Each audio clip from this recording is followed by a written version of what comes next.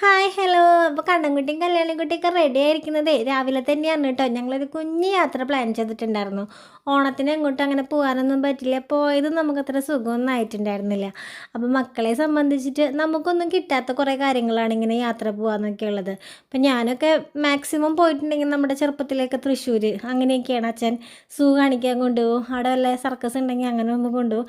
പിന്നെ ഗുരുവായൂർ, ഇതൊക്കെയാണ് നമ്മളുടെ മാക്സിമം ഏറ്റവും ഏറ്റവും ഹൈ ആയിട്ടുള്ള യാത്രകളായിരുന്നത്.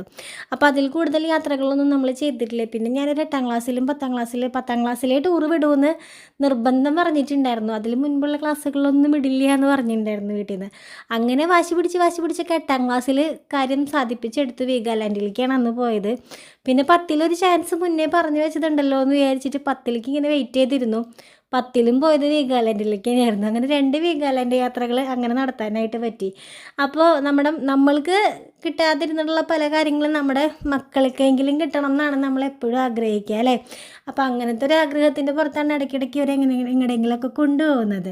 അപ്പോൾ കണ്ണൻകുട്ടിക്കുള്ള ഭക്ഷണങ്ങളും കാര്യങ്ങളും ഒക്കെ എടുത്തിട്ട് വേണം ഞങ്ങൾക്ക് പോകാനായിട്ട്.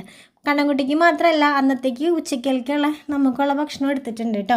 ചോറും കറിയും അത് മുട്ട പുഴുങ്ങിയിട്ട് മുട്ട തൊണ്ട് പൊളിച്ചും കൊണ്ടിരിക്കുകയാണ് കേട്ടോ ഞാൻ അവിടെ. ഇതൊക്കെ എടുത്ത് എല്ലാമായിട്ടാണ് നമ്മൾ പോകുന്നത്. നമുക്ക് എവിടെയെങ്കിലുമൊക്കെ നിർത്തി കഴിക്കാമല്ലോ. ഹോട്ടൽ ഫുഡൊന്നും അത്ര നല്ലതല്ല. പോരാത്തതിന് ഇപ്പോൾ എന്തൊക്കെയോ അസുഖങ്ങളും കാര്യങ്ങളൊക്കെ ഉണ്ട്.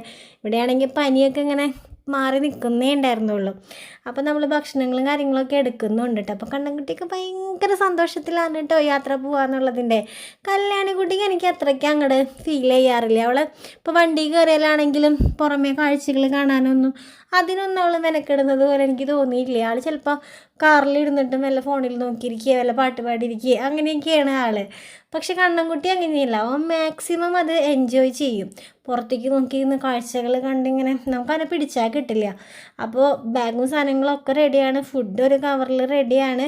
അങ്ങനെ ഞങ്ങൾ പതുക്കെ ഇറങ്ങാണ് കേട്ടോ. അപ്പോൾ നമ്മൾ വാഗമൺ പോകാമെന്ന് വിചാരിച്ചിട്ടാണ് ഇറങ്ങുന്നത്. വാഗമണിൽ എന്താണ് കാണാൻ ഒന്നും അറിയില്ല. ഇപ്പം അങ്ങനെയൊക്കെയാണ് യാത്രകൾ.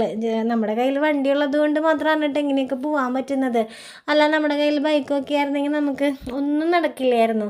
അപ്പോൾ അത്ര വലിയ കണ്ടീഷനൊന്നും അല്ലെങ്കിലും ഒരു കാറുണ്ട്. അപ്പോൾ അതുകൊണ്ട് അതിൽ നമ്മൾ യാത്രകളൊക്കെ പോകണം. അങ്ങനെ നമ്മളുടെ ഇനിയുള്ള വീഡിയോസിലൊക്കെ നമുക്കിനി ബാക്കിയുള്ള വിശേഷങ്ങളൊക്കെ കാണാം കേട്ടോ.